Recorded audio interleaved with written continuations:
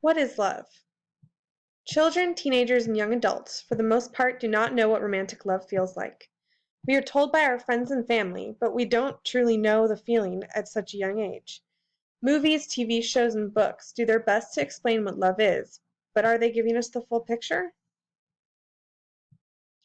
I wanted to explore whether these pieces of media are giving us a skewed idea of what love is and find out if it is affecting our young adults and teens in a negative way. I found articles, movies, and stories about the negative effects of media on teenage romance.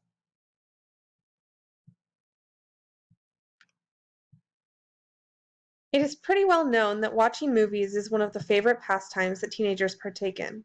So, of course, romantic comedies are aimed at that age group, roughly ages 12 to 19.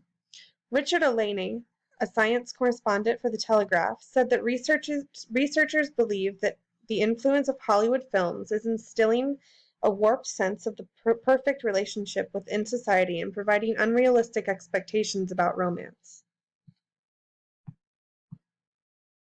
Laura Morostoka from the Deseret News says, while movies are not intended or expected to be entirely realistic, scholars of communication theorize that exposure to media like romantic comedies, especially for young people, can shape expectations about both romance and marriage, shifting adolescent perspectives about what love is like and how to show it.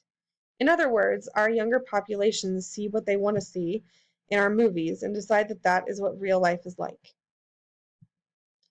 In a 2016 study, it was found 11 to 14-year-old girls with higher levels of parasocial interaction were more inclined to endorse idealistic romantic beliefs after watching High School Musical. In addition, the effect of watching a romantic movie decreased with increasing age. I decided to ask some teenagers at the local high school what their idea of love is. The answers I got included, love is when you meet someone who has everything in common with you and will stay up all night talking. I think love is being with your best friend for the rest of your life. Love is meeting a guy who would do anything for you. And love is easy and something you don't have to work at. It just happens when you meet your soulmate. In a study done at Heriot-Watt University's Family and Personal Relationships Laboratory in Edinburgh, they found the problems typically reported by couples who were in couples counseling are misconceptions about love and romance as they've seen in Hollywood films. Problems such as, if your partner truly loves you, they'd know what you need without you communicating it, that your soulmate is predestined. When the study from Heriot-Watt University was released, headlines such as "Romantic comedies are ruining your life" started to appear. Some of the study's findings included, fans of movies like Runaway Bride and Notting Hill were less able to communicate with their partners because many believed that couples who are really in love should just know what each other person wants. So why do we get these unrealistic ideas? Researcher Kimberly Johnson says that romantic films capture the excitement we feel in a new relationship, and since we identify with the characters that way, it's easier to buy into unrealistic ideas, such as the idea that lasting love can happen in a few days. They're expecting wine and roses and passionate declarations of undying love, and while that should be part of a relationship on occasion, everyday life isn't like that. The Twilight Saga movies and books are a good example of how young adults and teenagers can get the wrong idea from a love story. This series sparked the Twilight effect that put high schoolers in the hospital from biting each other to show their love. A 16-year-old named Michael Kepler said, I think a lot of people draw blood because they want to feel very powerful. When you bite the other person, you get a huge adrenaline rush and it feels like you can't stop, and some people just take it too far. Twilight has also been criticized for the way the love is portrayed as the reason we are alive. Sophia Davies wrote, while it's easy to scoff and say that young girls know that vampires don't exist, what they may not understand is that Twilight's love is like an oxygen ideal, isn't obtainable. The lead character of the movie tries to kill herself when she thinks her vampire boyfriend doesn't love her anymore. This is setting a very high standard for love. All types of love are affected by the media. Recently, the movie 50 Shades of Grey came out as one of the first blockbuster movies featuring a BDSM love affair. This movie might have been rated R, but of course this made younger teens want to see it even more. This movie portrays an extremely controlling, and some would say abusive, relationship. Dr. Ludi Green of the Huffington Post says that the dominance that Christian shows Anna in the bedroom is not just limited to their sex life. He tries to control her whole life too, gradually gaining dominance over her emotionally and economically. Then she adds, there are generally 3 stages of domestic violence: Prince Charming, abuse, and control. The great plot follows this pattern perfectly. There is a pattern to most love stories in the media. The movie or book is about the initial chase at the beginning of the relationship. They hit some bumps and hurdles, but they make it through. Then they get married and live happily ever after. But is this what happens in real life?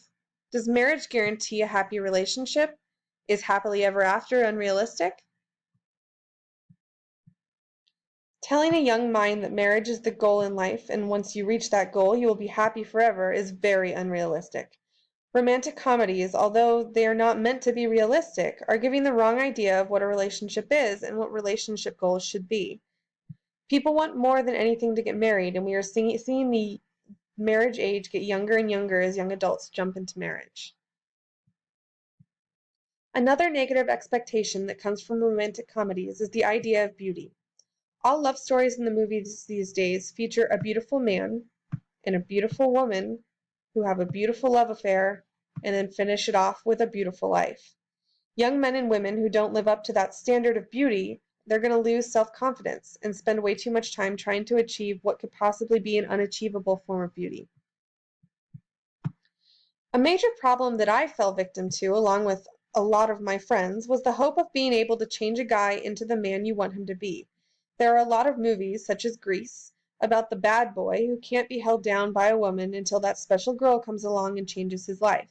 So many girls want more than anything to be that special girl in that guy's life, and they convince themselves that it will happen one day. In reality, this is completely unrealistic, and girls end up getting their hearts broken. Because of romance stories, here is what an average teenage girl expects for her ideal mate. He will never get sick of me. He will never have eyes for anyone else. He will always immediately support everything I do. Everyone in my life will love him. He'll always say the right thing. He'll always do small romantic gestures. The relationship will be easy. He will treat me like a queen, and he will always text me back immediately.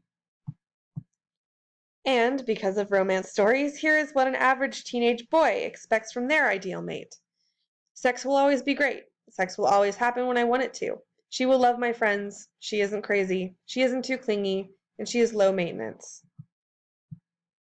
So what are some ways we can help our young adult minds have realistic goals for relationships?